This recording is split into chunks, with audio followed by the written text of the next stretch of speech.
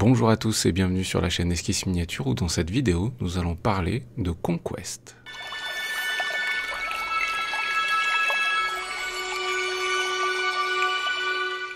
Une chose est sûre, c'est qu'en ce moment vous devez entendre parler de Conquest si vous naviguez régulièrement sur YouTube à la recherche de vidéos de votre hobby préféré, à savoir les jeux de bataille avec figurines. La peinture, les rapports de bataille, l'histoire, le lore, etc.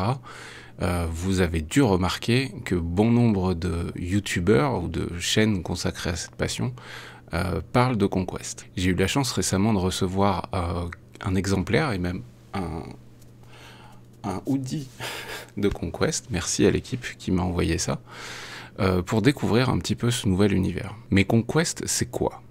Dans cette vidéo, je vais vous donner mon ressenti global sur ce jeu de bataille avec figurines signé Parabellum. Dans jeu de bataille avec figurines, il y a figurines. Alors pour illustrer mes propos, vous pourrez jeter un œil sur la peinture d'un solide guerrier de l'armée Vadrun, je sais pas trop comment ça se prononce, équipé d'une énorme arbalète et arborant fièrement une coupe rasta, et dans une pose qui nous rappelle clairement Predator, j'ai choisi comme souvent de réaliser une peinture pour le jeu.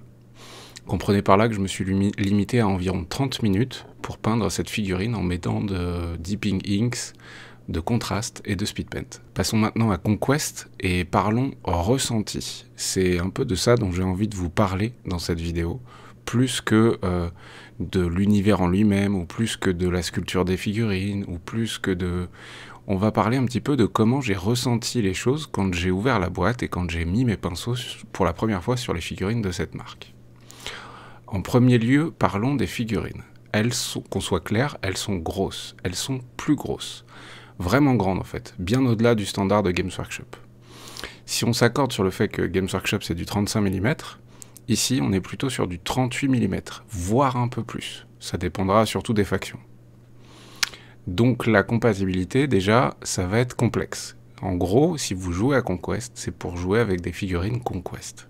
Il y a quelques temps, Conquest avait été déjà sorti avec des figurines d'une qualité franchement pas top, si ce n'est déplorable. Mais là, la nouvelle version, on est vraiment sur autre chose. On est sur un produit fini.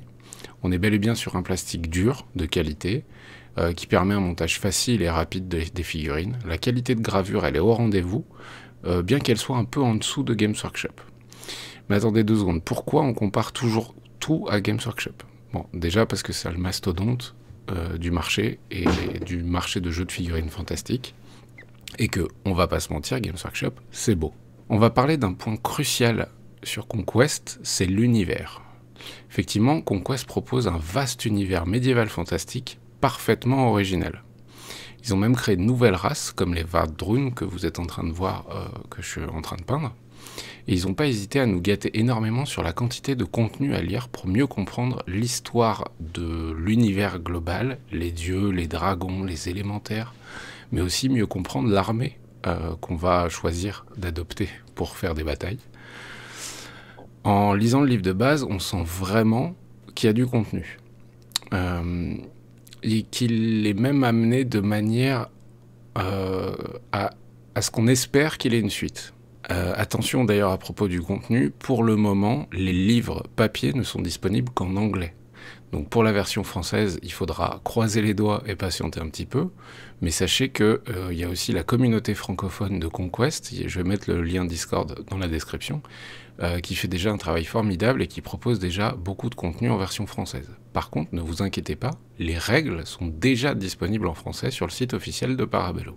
Le site internet, d'ailleurs, il est quand même plutôt bien foutu. On a un petit logiciel pour créer son armée ou sa bande, tout ça c'est disponible gratuitement, et l'intégralité du contenu écrit du jeu est disponible en PDF. Donc en fait, dans l'absolu, vous pouvez avoir tout le contenu sans pour autant acheter les livres. Et ça c'est plutôt cool pour aborder un nouvel univers. Maintenant je vais essayer de me remémorer quand je voyais Conquest sans avoir mis les mains sur des figurines de cette marque. En gros, je me mets à votre place, parce que si vous regardez cette vidéo, c'est que probablement vous n'avez pas encore de figurines Conquest.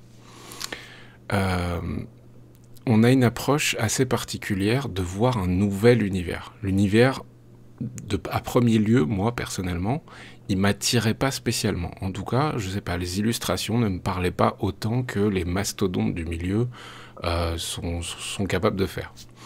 La sculpture aussi, elle est un petit peu particulière, se mélange aussi avec des dinosaures et des espèces d'orques, mais c'est pas en fait, c'est pas des orques, les Vadrunes, c'est bel et bien des créatures d'un autre peuple qui n'a rien à voir avec les orques. Ils ont une peau verte, mais c'est même pas indispensable, on pourrait même peindre la peau d'une autre couleur.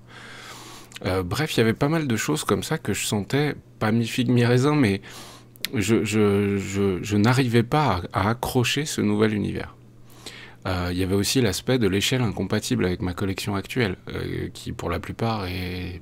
j'ai plein d'échelles différentes, mais pour un collectionneur de base qui va être chez Mantic, chez Games Workshop, etc., globalement, le fait de se dire aussi qu'on est sur une nouvelle échelle, ça peut être clairement un frein, en fait, à tester ce nouveau jeu.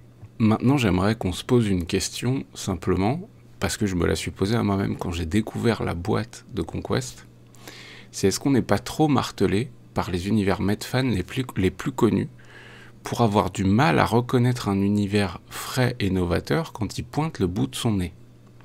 J'ai l'impression que c'est un peu le cas avec Conquest. Ce que je veux dire par là, c'est qu'on est submergé de contenu médiéval fantastique par les mastodontes. Je vais en citer que deux, à savoir Warhammer et Donjons et Dragons, qui sont deux univers médiévaux fantastiques ultra connus. Et c'est donc bien naturel en fait et normal que ça nous suffise pas en voyant que quelques images d'un nouvel univers qui pop. On a l'impression que ça va manquer de contenu, et surtout quand on voit un océan à droite et une immense mer à gauche, et qu'au milieu il y a un petit fleuve qui est en train de se faire, là je prends l'image de Conquest, et ben on a du mal à imaginer qu'en fait ce fleuve peut devenir potentiellement un truc absolument énorme. Et la lecture du livre de Conquest me fait vraiment penser, en tout cas si l'équipe continue à développer le jeu et ils ont l'air très motivés, me fait vraiment penser que ça peut devenir une putain de mer. Ça peut devenir une quantité de contenu vraiment, vraiment énorme. Mais l'univers de Conquest, la sculpture de ces figurines sont globalement, pour moi, après la lecture du livre et surtout avoir posé les mains sur la figurine que vous êtes en train de voir, il y a vraiment un vent de fraîcheur dans l'univers médiéval fantastique. Et ça, il faut être capable de le reconnaître quand il arrive. Parlons brièvement du jeu, mais si vous avez regardé d'autres vidéos, vous le savez, c'est un jeu de masse, prévu pour un jeu de masse, en tout cas à la base. Mais sachez qu'il est possible de jouer en version First Blood, en version premier sang, avec du coup beaucoup moins de figurines. Il y a d'ailleurs une boîte de base qui permet d'avoir le contenu de 2 bandes, entre guillemets, pour faire du jeu d'escarmouche. La sculpture n'est pas aussi travaillée que du Games Workshop, mais a tout de même très propre et permet d'être peinte facilement. Ça, c'est un point important, c'est que la sculpture, elle doit aider à la peinture. Et dans le cas de Conquest, le fait que les figurines soient grosses et grandes, donc une échelle supérieure, bah, ça facilite énormément les choses. On va pas se mentir, c'est simplement plus simple parce que c'est plus gros. Et pour autant, la sculpture aide aussi. Les mailles, par exemple, les squelettes, les crânes, etc., tout ça est parfaitement sculpté. Et alors évidemment, on peut faire des choses splendides. Je vous montre quelques photos en même temps de peintres de renom qui ont posé leur aérographe et leur pinceau sur des figurines de Conquest. Mais plus modestement, à l'échelle du coup de la majorité des gens, avec du speed pen, du dipping ink et du contraste ou même des encres, il est possible de faire des trucs très très cool, très facilement. Je vous dis, là, c'est une trentaine de minutes. Enfin, j'aimerais terminer sur le fait que si vous passez du temps sur YouTube, comme je l'ai dit au début de la vidéo, vous avez constaté que le jeu est en train de se répandre parmi les YouTubeurs pour qu'on en parle. Et en fait, tout ça, c'est un énorme bon point. Ça prouve que les créateurs, au-delà de vouloir se faire de la thune, c'est évident, ils sont là pour ça, ils ont envie que leur jeu soit connu. Le fait qu'ils aient débloqué du budget pour envoyer du contenu à des youtubeurs prouve aussi bien qu'ils croient en leur jeu et qu'ils espèrent bien le voir grandir. C'est pas du one-shot en tout cas, ça n'y ressemble pas. De nombreuses sorties sont prévues jusqu'à fin 2023, et d'ailleurs je vous montre quelques images en même temps. Et point étonnant que j'ai appris il y a très peu de temps après avoir lu le communiqué de presse, le prix de toutes les boîtes devrait baisser de prix. C'est assez étonnant. Mais ils semblent vraiment espérer de vendre leur jeu en masse, un moyen pour eux de s'assurer des revenus, certes, mais aussi un moyen malin d'assurer la pérennité de leur univers, que personnellement j'espère voir continuer à grandir. Mais au-delà de ça, de par le fait que si beaucoup de gens y jouent, Bah ça, on va beaucoup en parler, tout simplement. Et voilà, parce qu'en fait, leur système, il est propre. Là, je parle quelques secondes des règles. Le système de règles, il est très propre. J'ai pas encore eu l'occasion de l'essayer, mais en tout cas, à la lecture du livre, c'est plutôt fluide. Il y a quelques points novateurs dans le système. Rien de transcendant non plus. Mais c'est super propre, super carré. Il y a l'aspect qu'on rentre sur le champ de bataille déjà, qui va modifier quand même considérablement les tacticas qu'on va pouvoir adopter. Plein de petits aspects qui sont très cool. Et autre point, comme je vous l'ai expliqué avant, les socles, toutes les figurines sont soclées de manière individuelle. Donc chaque figurine, voilà. Mais vu que c'est un jeu de masse, il faut pouvoir représenter les régiments. Et du coup, principe Seigneur des Anneaux qu'on a eu, par exemple, il y a Game of Thrones aussi. On va insérer les figurines sur des socles carrés qui permettent de représenter les régiments. Un moyen, du coup, simple, facile, efficace et pas cher, de pouvoir jouer aussi bien au jeu d'escarmouche qu'au jeu de masse. Là, normalement, vous constatez que j'ai terminé la peinture de ce prédateur des Vardrûn. Rien de fou, mais largement suffisant pour jouer. Du coup, plus qu'une petite dizaine et je vais pouvoir tester First Blood. Tous les liens sont en description si vous souhaitez découvrir l'univers de Conquest, dans un premier temps via de la lecture gratuite, et dans un second temps, pourquoi pas, en achetant ne serait-ce qu'une boîte de base ou une petite boîte de figurines, dans le but de vous faire poser les pinceaux sur des figurines plus grosses, certes, mais très bien sculptées, et surtout dans un nouveau plastique, plutôt cool, et puis avec un vent de fraîcheur, sur les races, en fait, sur les races de cet univers médiéval fantastique. On n'est plus sur du standard gobelin, orc, elfe, nain, chaos, machin. On a vraiment un nouvel univers là qui s'offre à nous. J'espère très sincèrement, et là, du coup, petit message que je lance aux créateurs de Conquest, j'espère très sincèrement que les échanges qu'on a pu avoir par email vont continuer, alors pas en échangeant avec moi, mais prouve vraiment que vous êtes impliqué dans le développement de votre jeu, et je croise les doigts pour que vous continuiez, parce que parfois le chemin peut être long jusqu'à ce que ça cartonne.